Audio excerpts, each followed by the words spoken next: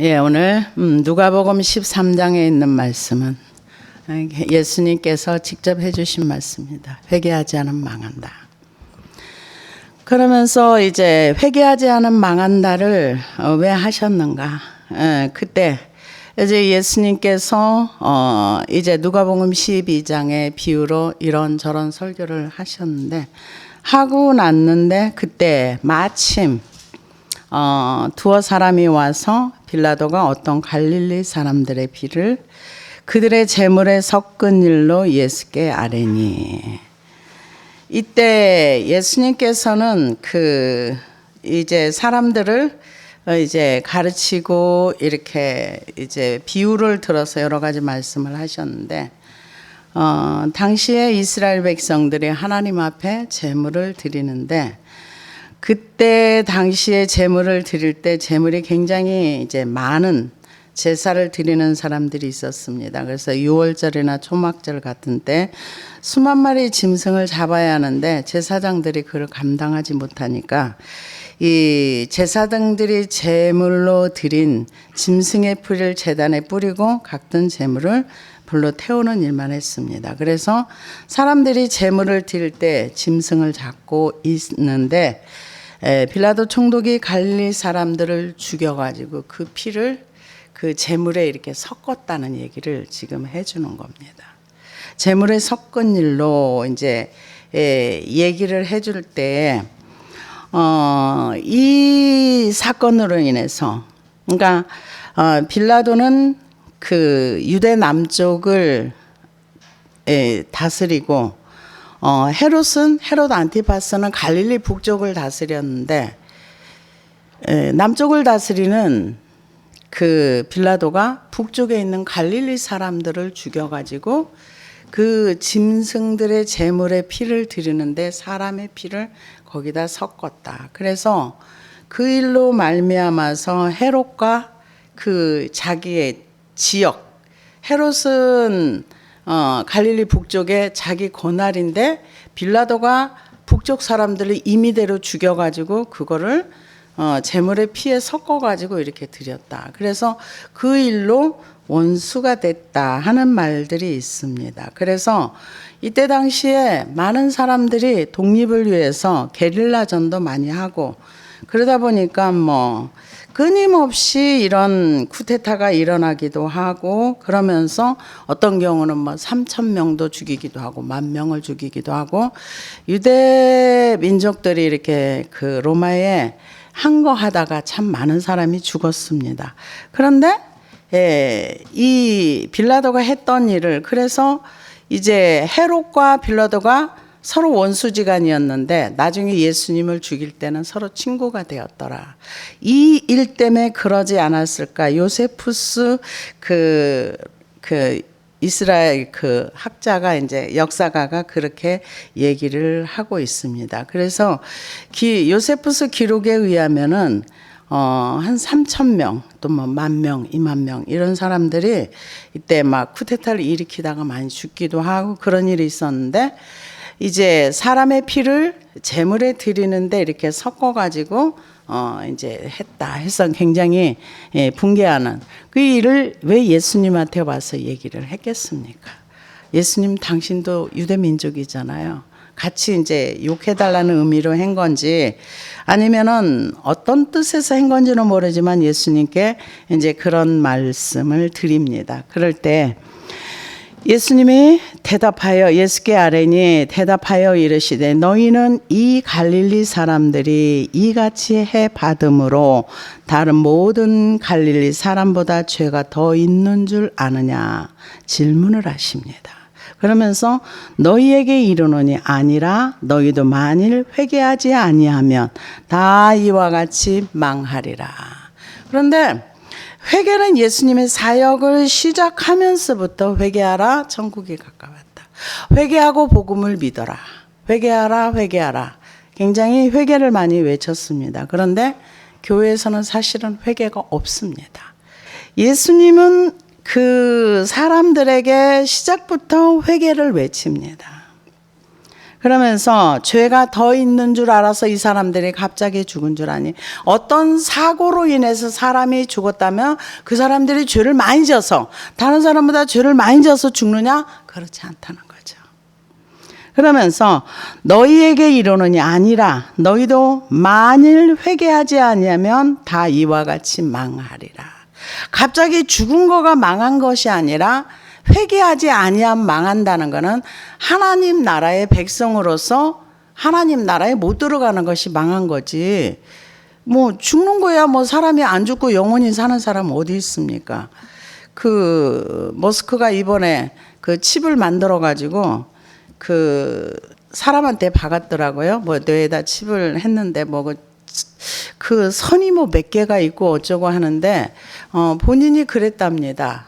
나도 이제 칩을 내 몸에 박을 것이다. 그러면서 이 사람이 지금 이 칩을 받고 나서 실험하는 과정이 6년은 걸릴 것이다.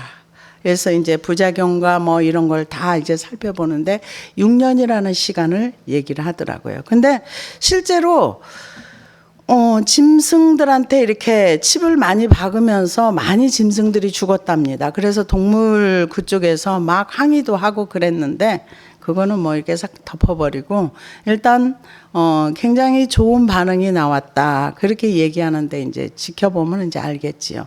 그러면서 본인도 이제 이 칩을 만들어서 뇌에 박는 이유는 뭐냐? 영원히 살기 위해서. 저는 그 목적을 놓고 깜짝 놀랐어요. 뭐냐면은 자기의 모든 기억을 다 저장을 해가지고 로봇이나 컴퓨터에 옮기는 자기 자아가 소멸되지 않냐고 영원히 로봇의 기계처럼 그렇게 해서 자기의 육체가 아닌 영원히 살 수 있는 그것을 하기 위해서 그런 쪽에 방향을 잡고 간다. 그 얘기를 듣고서 제가 굉장히 놀랐습니다. 아, 이런 목적이 있구나. 그냥 칩집하길래 뭐 이제 장애가 있는 사람들 이렇게 고쳐주고 저는 이런 쪽으로만 이렇게 생각을 했었어요.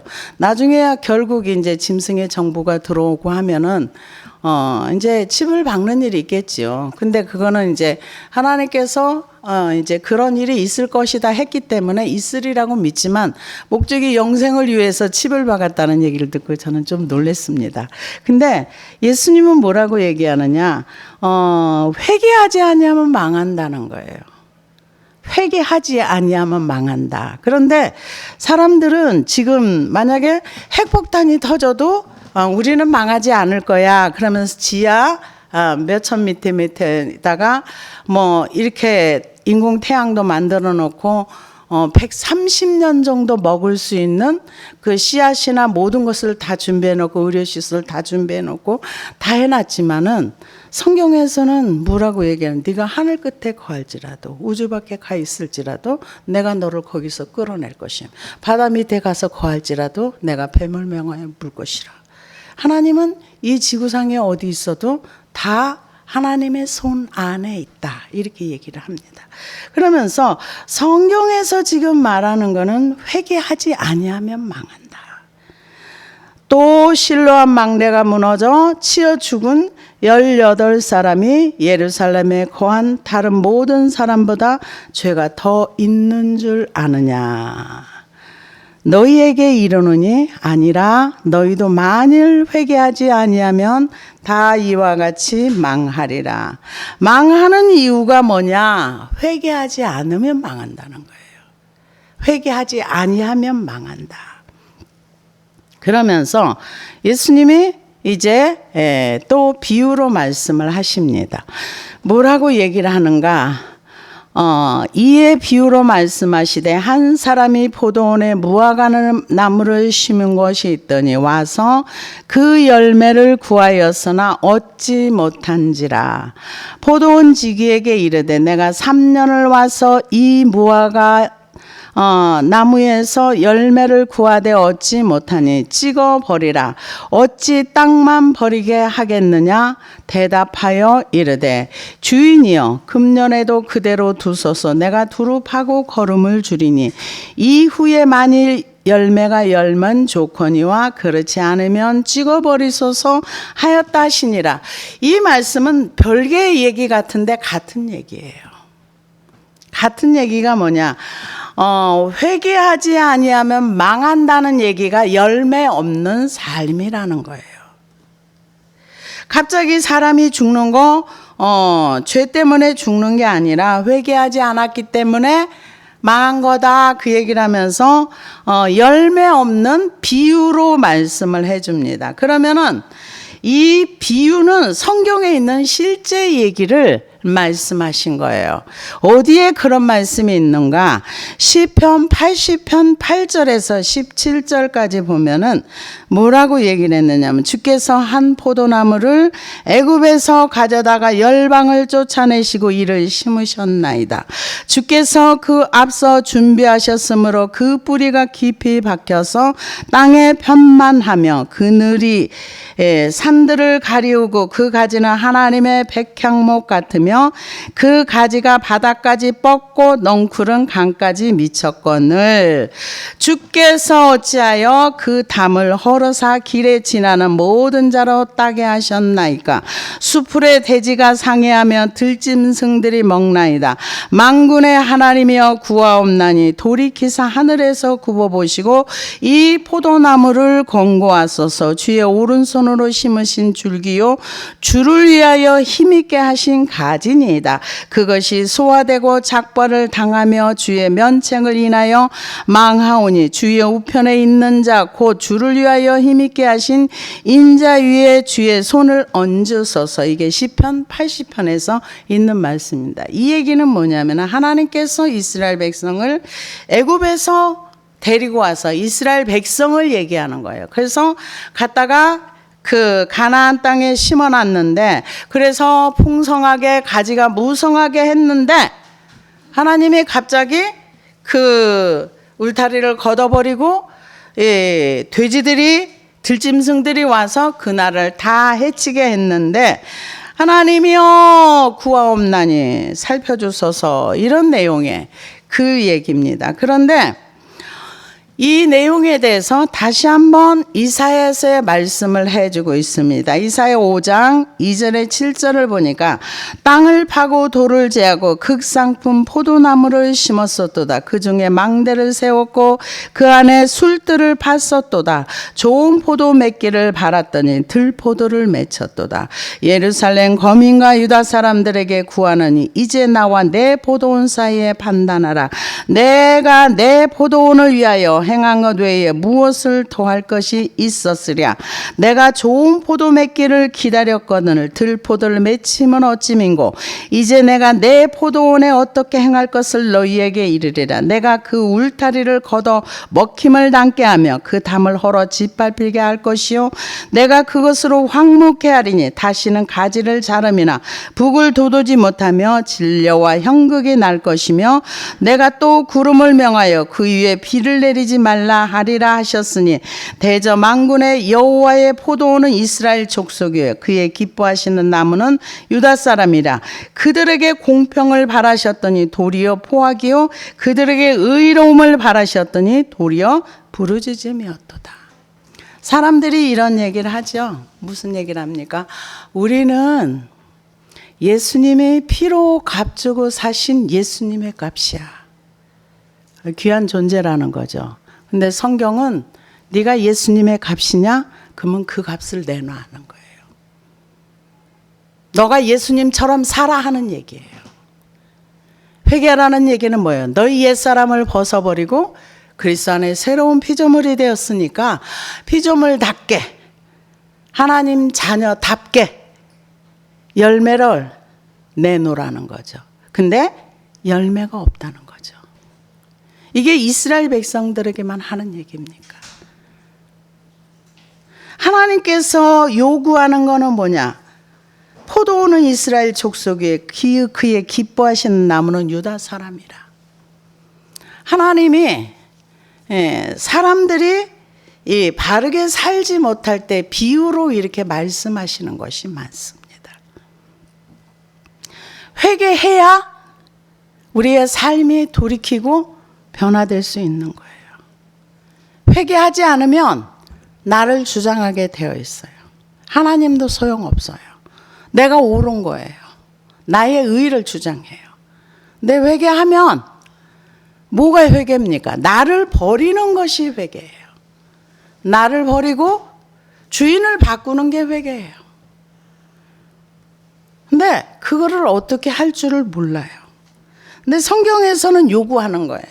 하나님께서 요구하는 게 뭐냐?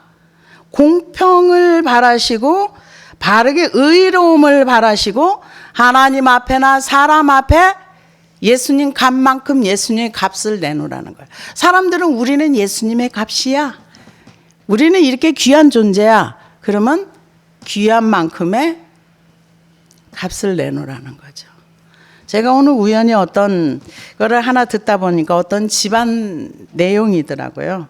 어떤 사람이 그 회사를 조그맣게 키우다가 점점 이제 커지다가 일찍 죽었대요. 일찍 죽고 자녀들이 너무 어리니까 형님이, 그 사람이 형님인지 동생인지 그 회사를 맡아서 운영하다가 그 사람도 그렇게 오래 못 살고 죽었대요. 그 사이에 이쪽에 이제 원래 회사를 창립했던 사람들의 우리나라 어떤 가문 얘기더라고요. 이렇게 성장을 해서 했는데 이 자녀들로 알고 있는 거죠. 저 회사가 우리 아버지 회사인데 삼촌이 아니면 작은 아버지가 큰 아버지가 이렇게 운영을 하고 있다는 거. 그런데 이제 그분도 일찍 돌아가셔가지고 이쪽 자녀들에게 이제 회사를 주려고 하는데 자기 자녀한테 줄 수도 있지만 하려고 하는데 두 아들이 있었는데 그분이 지금 현재 그 그룹의 회장이더라고요. 바닥부터 열심히 해가지고 그 인정받는 사람에 대해서 회사에서 굉장히 좋은 평가를 받았고, 한 사람은 우리 아버지 회사를 저 인간이 가지고 가서 우리를 안 주고 지가 끝까지 있고 저거 자식들한테 물려주면 우리 아버지 거는 어떻게 되는 거야 하면서 회사에 대해서 굉장히 욕을 먹이는 행동을 했대요. 갑자기 사람들을 이제 데리고 가서 취직시켜 달라고 한다든가 회사 공금을 이렇게 막 빼서 쓴다든가 지 맘대로 쓴다든가 그렇게 해가지고 평이 너무 나빴던 거예요. 근데 두 형제가 있었는데 열심히 노력하면서 배웠던 사람이 지금 현재 회장을 하고 있더라고요. 그래서 그 다음에 이제 그 회사를 중간에 이제 동생이 맡아서 운영했던 이 사람이 그 사촌인데 지금 같이 경영을 하는, 그러면서 이제 그런 얘기를 하더라고요. 가문이나 집안에 보면은 형제끼리 싸움이 대단한데 이 집안은 이렇게 해서 사촌끼리 이렇게 회사를 경영하는데 한 사람은 자기 거 안 된다 그래서 막 맘대로 살다가 이제 완전히 쫓겨난 사람이고 성실하게 배운 사람은 이렇게 해서 지금 현재 무슨 그룹의 회장이다 이런 얘기를 하는 걸 듣고 나서 참 사람의 생각이 어떤 방향으로 가느냐에 따라서 그 결과물은 결국 자기가 열매를 따는 거죠. 결국 자기가 열매를 따는 거예요. 그래서 예수님이 지금 회개하라 얘기해놓고 열매 없는 걸 얘기하는 거예요. 우리도 하나님 앞에 열매를 내놓으라고 하나님이 요구할 때가 있는 거예요. 언제? 주님 만날 때. 너 어떻게 살았니? 너가 나에게 무슨 열매를 가지고 오겠니? 우리의 삶의 열매를 주변 사람들이 보는 거예요. 제가 어떤 그 책을 잠깐 보다 보니까 이런 내용이 있더라고요. 어떤 분이 젊은 사람인데 암이 걸려서 죽게 생겼어요. 죽게 됐는데 이분이 죽기 전에 누가 복음을 전해줘 가지고 예수님을 믿기로 결정하고 얼마 안 있다가 죽게 됐어요. 죽게 됐는데 이분이 하는 얘기가 나는 어떻게 내 주님을 빈손으로 만날 것인가.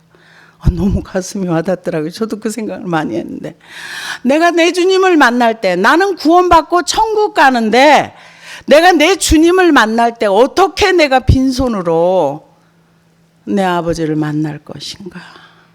너무 가슴 아파하면서 울면서 하나님을 만나서 천국을 가는 건 좋은데 내 아버지 앞에 갔을 때 내가 빈손으로 어떻게 가냐고 그러면서 울면서 기도하면서 나중에 이제 천국을 갔다는 얘기를 들으니까 남의 얘기 같지 않더라고요.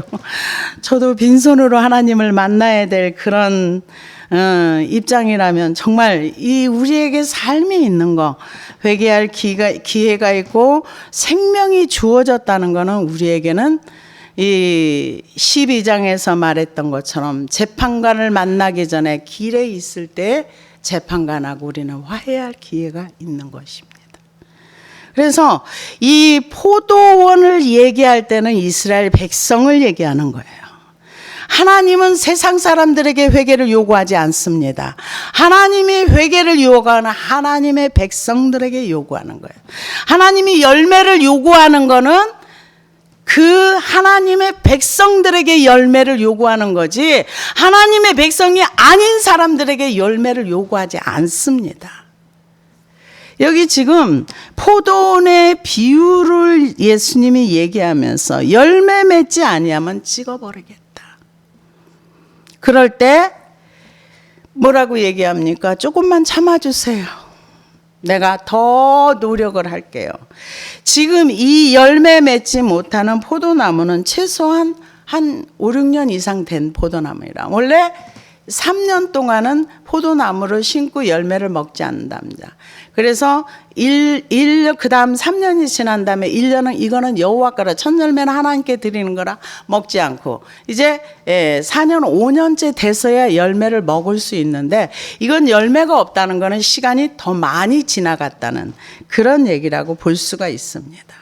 그래서 이 에레미야 24장 2절에 10절에서도 뭐라고 얘기하냐. 한 광주리에는 처음 익은 듯한 극히 좋은 무화과가 있고 한 광주리에는 악하여 먹을 수 없는 극히 악한 무화과가 있더라. 여호와께서 내게 이르시되 에레미야야 내가 무엇을 보느냐. 내가 대답하되 무화과이온데 그 좋은 무화과는 극히 좋고 그 악한 것은 극히 악하여 먹을 수 없게 악하나이다. 여호와의 말씀이 또 내게 임하니라. 가라사대 이스라엘의 하나님 여호와가 이같이 말하노라.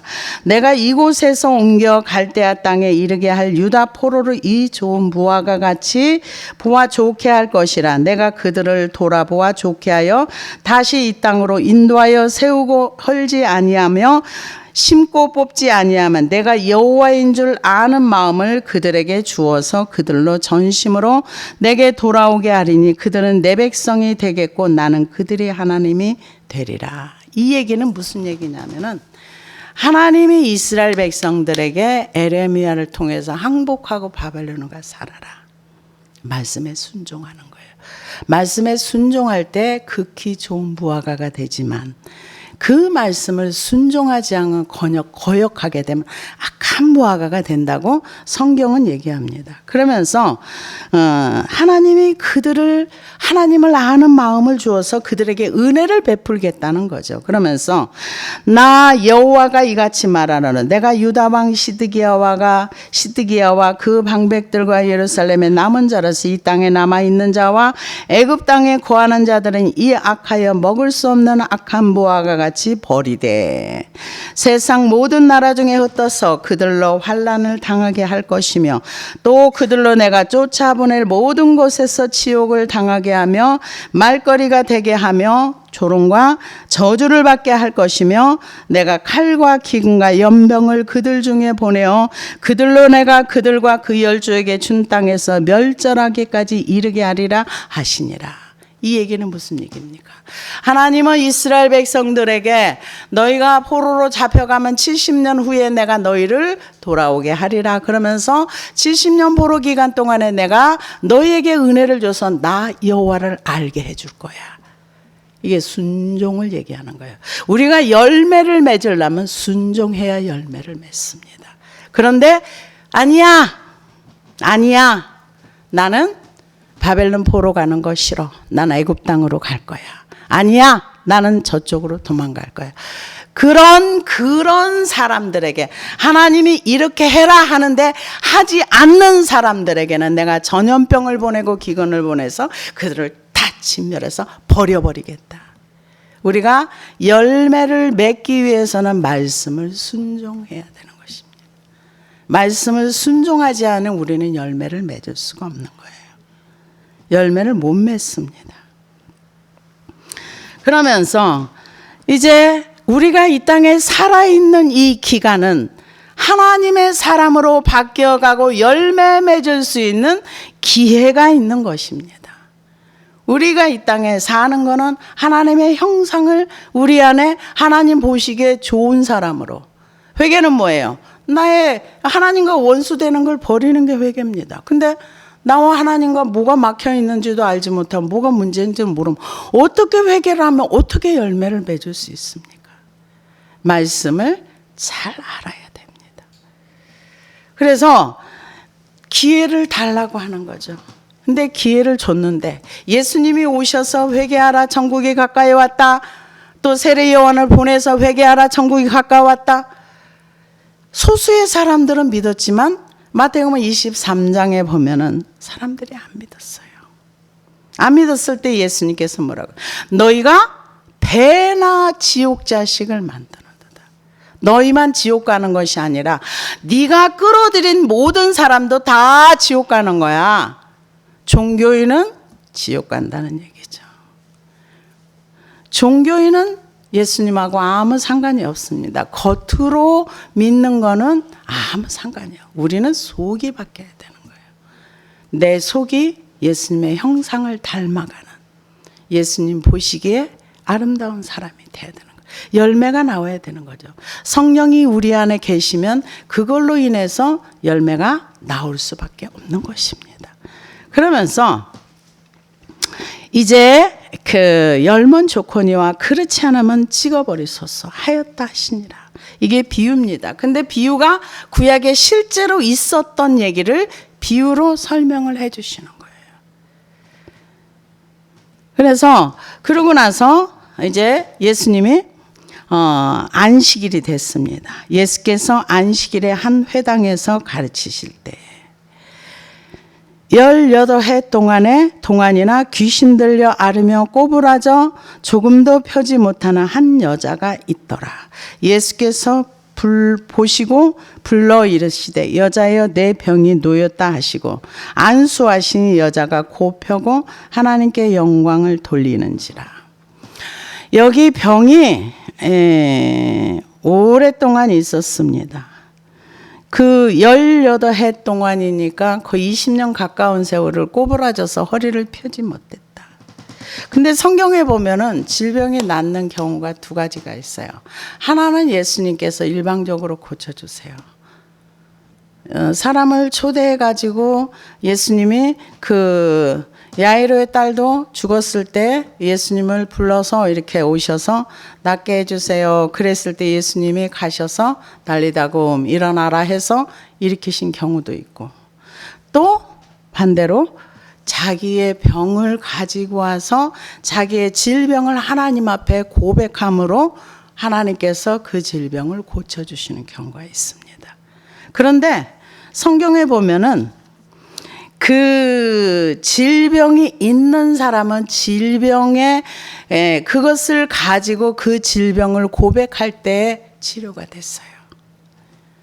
나병이라든가 뭐 여러 가지 질병이 있을 때 12회를 혈류병으로 앓았던 여인이라든가 여러 질병이 있을 때에 예수님을 찾아가서 낫기를 구했을 때 예수님이 낫게 해주는 경우도 있었고, 예수님이 보여주시기 위해서 나는 전능한 하나님이야. 여기에서는 지금 뭐라고 얘기합니까? 예수께서 보시고 불러 이르시되 여자여 내가 내 병에서 놓였다 하시니 곧 펴고 하나님께 영광을 돌리더라. 여기서는 뭐라고 얘기하냐면 귀신 들렸다 그랬어요. 귀신 들렸는데 18년 동안이나 꼬부라져서 한 번도 펴지 못했다. 그러면 아마 이 여자 속에 들어있는 귀신은 꼬부라진 귀신일 거예요. 왜냐? 귀신은 자기의 형상을 만들어서 드러내기를 원해요. 자기를 드러내는 걸 엄청 원합니다. 그런데 하나님께서 말씀 한마디로 고치셔서 이 병에서 치유가 되는 거예요. 이 얘기는 뭡니까? 귀신의 문제라든가 질병의 문제라든가 인간이 해결할 수 없는 문제는 하나님 앞에 가지고 나가면 그것이 해결된다는 얘기예요. 그런데 왜 우리가 고침을 받지 못하는가? 가지고 가지 않기 때문에 그래요. 예수님 앞에 자기의 질병의 문제를 가지고 가지 않기 때문에 그래요. 그래서 치료가 안 되는 거죠.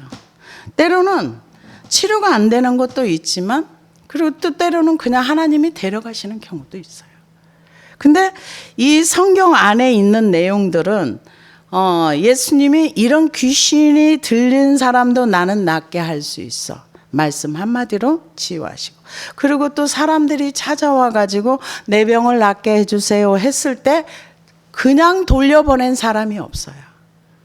그런데 이런 초자연적인 역사가 지금 우리 시대 가운데서도 가끔은 일어나요. 그러나 그것이 모든 사람에게 초자연적인 역사는 일어나지 않습니다. 대부분 하나님 앞에 간구하거나 기도하거나. 그런데 예수님께서 요한복음 8장에 말씀하셨던 것처럼 진리를 알지니 진리가 너희를 자유케 하리라 했던 말씀처럼, 우리가 질병을 인식을 하고 그 질병의 문제를 하나님 앞에 가지고 나가면 자유로워집니다. 자유로워져요. 그래서 이 예수님께서 병을 고쳐주시면서 그 사람들이 이 병 고치는 걸 보고 시비를 겁니다. 뭐라고 겁니까? 고쳐졌습니다. 회당장이 예수께서 안식일에 병 고치시는 것을 분내어 무리에게 이르되 일할 날이 엿새가 있으니 그 동안에 와서 고침을 받을 것이요 안식일에는 하지 말 것이니라 하거늘.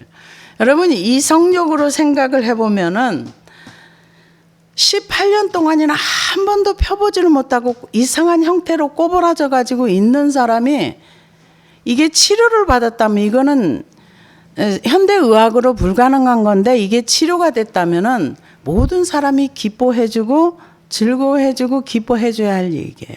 근데 화를 냈다는 거예요. 왜 화를 냈습니까? 안식일에 병을 고쳤다는 거죠. 그래서 예수님께서 주로 뭐라고 얘기하냐? 안식일은 사람을 위해 있는 거지 사람이 안식일을 위해 있는 것이 아니다. 아무리 설명해도 이들에게는 안식일이 중요한 거예요. 그러니까 이런 것들에 딱 묶여가지고 하나님의 선하신 뜻을 자꾸 무시하는 거죠. 그래서 다른 날도 많은데 맞는 것 같아요. 근데 예수님이 이 여인을 만났기 때문에 고쳐준 거죠. 여인이 예수님에게 와서 고쳐주세요 요구한 게 아니에요. 그래서 주께서 대답하여 이르시되 외식하는 자들아 너희가 각각 안식일에 자기의 소나 나귀를 외양간에서 풀어내어 이끌고 가서 물을 먹이지 아니하느냐. 그러면 18해 동안 사탄에게 매임받은 이 아브라함의 딸을 안식일에 이 매임에서 푸는 것이 합당하지 아니하냐. 묶여있는 것을 예수님이 풀어주는 게 예수님 맞다는 거죠. 안식일에도 너네들은 소나 나귀를 가서 물을 먹이고 그들의 생존을 위해서 하는 것처럼 이 여인은 아브라함의 후손인데 이 긴 시간 동안 귀신에게 매여 있어서 정말 편치 못한 인생을 살았는데 그거 풀어주는 게 뭐가 잘못이냐 이거죠. 근데 이 사람들은 이 다른 사람이 이렇게 묶임에서 풀리면 얼마나 자유로워. 정말 이 여인에겐 신세계가 열린 거예요. 새로운 세계가 열린 거죠. 이 거의 20년 동안에 꼬부라져서 펴지 못했는데 예수님이 여자여 내 병에서 놓였다 말 한마디에 그냥 사탄에게서 노임을 받은 거잖아요. 우리가 묶여 있는 거를 알면은 그거 예수님 앞에 가지고 나가면 풀립니다. 어떤 문제든지 풀려요. 근데 기도를 바르고 정확하게 해야 돼요. 이 기도를 정확하게 바르게 하면 역사는 반드시 일어납니다. 그래서 이 푸는 것이 합당하지 맞지 않니? 지금 사람이 20년 동안 묶여 있었는데 너네들 이 안식일에도 소나 낙이 물 먹이고 그 생존을 위해서 해주잖아. 근데 이 긴 시간 동안 묶여있다 풀어준 게 뭐가 잘못이야? 이 아브라함의 후손이야. 그렇게 얘기를 하니까 예수께서 이 말씀을 하시며 모든 반대하는 자들은 부끄러워하고 온 무리는 그가 하시는 모든 영광스러운 일을 기뻐하니라. 그러니까 예수님한테 시비 거는 사람은 끝까지 시비를 거는 거예요. 나중에는 이 모든 면에서 계속 따라다니면서 시비를 걸었잖아요. 마태복음 23장에 보면은 예수님께서 바리새인들, 정말 열심히 하나님을 믿는다고 하는 사람들에게 가서 책망하시고 화 있을진저, 그러면서 이제 지옥에 관한 얘기를 여러 번 말씀을 하십니다.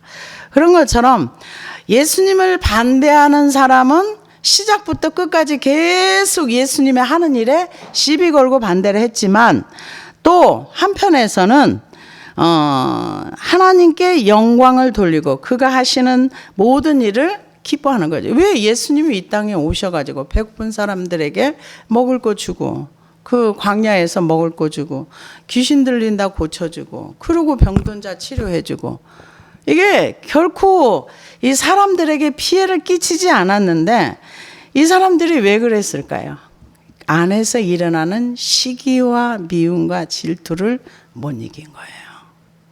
우리는 우리 안에 있는 죄를 이길 만한 사람은 아무도 없습니다. 죄를 못 이겨요. 그래서 저도 기도를 하다 보면서 하나님 앞에 그런 기도를 해요. 하나님, 나는 이 병을 이길 수가 없네요. 힘써도 안 되고 노력해도 안 되고 어떤 일을 해도 이 병을 이길 수가 없어요. 하나님이 이 병을 고쳐주시면 저는 이 병에서 완전히 자유할 줄로 믿습니다. 하나님 앞에 질병의 문제를 가지고 가서 하나님 앞에 간구할 때 그것을 우리에게서 떠나가게 하시고 자유케 하십니다. 근데 왜 못 고침받는가? 제가 왜 이렇게 긴 시간 동안 고생을 했는가 봤더니 이거를 질병이라고 인식도 안 했고, 이게 내가 무거운 짐이 돼서 나를 짓누르고 있다는 거를 인식을 못한 거예요. 했더라면 진작 자유해서 진작 편안하게 살 것인데 몰랐어요. 그런데 예수님께서는 이렇게 찾아오시는 사람도 치료해 주시지만 치료를 요구하지 않는 사람도 찾아가셔서 치료해 주시면서 나는 전능한 하나님이야. 나는 이런 것도 할 수 있어. 나는 이렇게 귀신에게 묶여있는 사람도 풀어줄 수 있는 능력이 있어. 우리에게도 주시는 말씀입니다. 하나님은 질병도 고칠 수 있고 귀신에게 묶여있는 것도 풀어줄 수 있고, 그렇지만 책망하는 건 뭔가? 우리의 삶에서 열매가 안 나오면 그것은 책망합니다. 이거는 책망받을 일이라는 거죠. 그래서 회개하지 아니하면 망한다는 겁니다. 그래서 우리는 하나님 나라에 합당한 자로 살기 위해서 하나님과 나와의 관계에 벽이 있는 거 다 무너뜨리고 십자가로 화평을 이루신 그분을 잘 따라가는 저와 여러분이 되기를 원합니다. 기도하시겠습니다.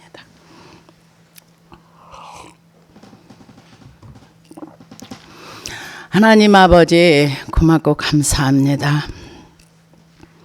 우리는 이 땅에서 내가 잘하는 줄 알고 내가 잘 살고 있는 줄로 알고 말씀의 거울에 자신을 비춰보지 못할 때가 많습니다.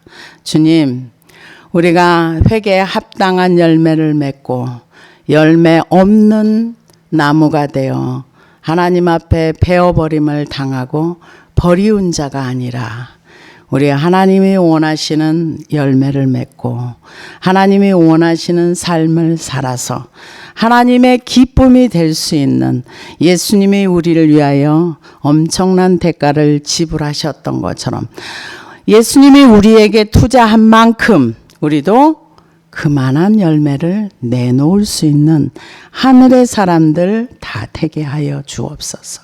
하나님께서 우리에게 많은 것을 주셨는데 우리가 쭉정이가 되지 않게 하시고 우리가 아무것도 하나님 앞에 내놓을 곳이 없는 사람 되지 않게 하여 주옵소서. 예수님의 이름으로 기도드렸습니다.